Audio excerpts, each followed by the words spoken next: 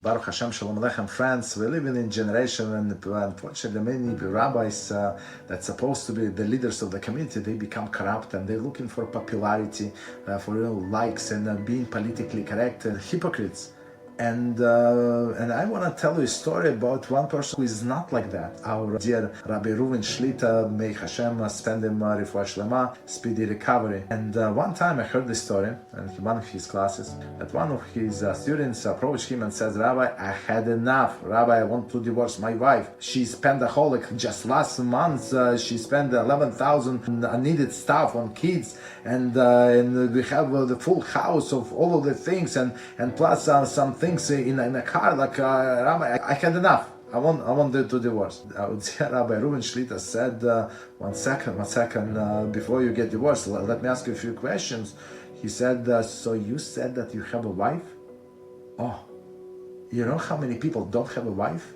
You know how many people don't have a wife, and they try and all of the best they can, and they spend so many sleepless nights and cry and ask and begging Hashem send them a wife, and somehow all of the shidduchim fall through and do not materialize. And you have a wife, and she wants to be with you. Wow, that's amazing. Have you ever said thank you to Hashem about it? You said that she spent 11,000 American dollars. 11,000 American dollars? You serious? You know how many Jewish people in our religious community cannot finish the months, and they live in negative balance? Forget about surplus, just negative balance. They always borrow from here to there because they struggle. And you had 11,000 extra to spend in 1 month? Have you ever say Hashem thank you for this 11,000? And what else did he say? That your house is full of stuff. You have a house. You know how many people don't have a house, and some people cannot even afford a small apartment, so they and their family have to move from relatives, from friends, and just rent small room and part of the room because they cannot afford. And you have the whole house to your family. Have you ever said thank you Hashem for this house? No. And what else did he say? You have kids, that she buy stuff for kids. That's amazing.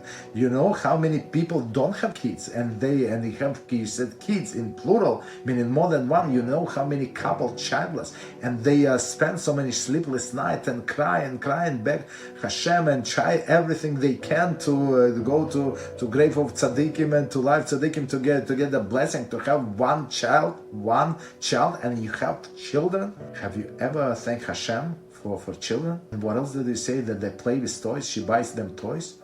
So they're not sick? Really? So they actually can play with toys? You know how many children, Jews and non-Jews, are sick, and they lay in the bed in the hospital with the tube sticking out of their nose, and they cannot even open their eyes from all of the medicine, from all of the procedures that they have to go through. And your kids are healthy, and they can run around in the house, and they need toys, and they can break stuff in the house. That's normal kids.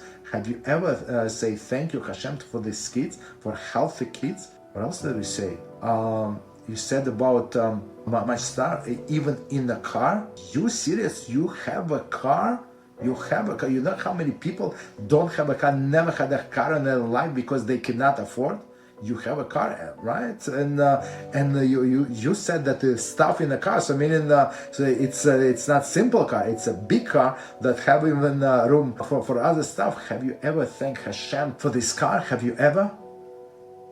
I don't remember exactly how the story ended.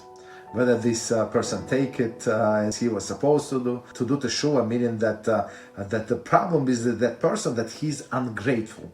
And it's not problem with the wife, it's problem with him, and that's what he has to work. But let me ask you a question, my dear friends. How many people you know like that? How many rabbis you know that would tell you like truth, naked truth in your face, and show you that the complaint about somebody else, about your spouse, about somebody else, it's not about the problem, it's not in them. The problem is in you, that you have to work on yourself. If it's a righteous person, and then he would realize, okay, he would change his attitude toward his wife and work on the spending issue. But if not, he would turn away and walk away. So, and many people would not say this in the person's face because they're afraid of the nation. They're going to lose the nation. Because they're afraid of they're going to lose reputation. And that's why we treasure our dear Mareinu Rabbeinu, Rabbi Reuven Shlit. May Hashem send him full recovery, because he's needed in this world. The light that comes out from every of his lecture, his teaching, is just enormous. How many people came to him, broken people, or to the atheists or idol worshippers, and he was able, with his holiness, him being truthful, with him being straight, how many people he helped. And I'm very proud to be part of this organization that have a rabbi like that. And may Hashem bless him and send Refuah Shleimah very, very soon, because we need him. The world is full of darkness without this great tzaddik. Bichole.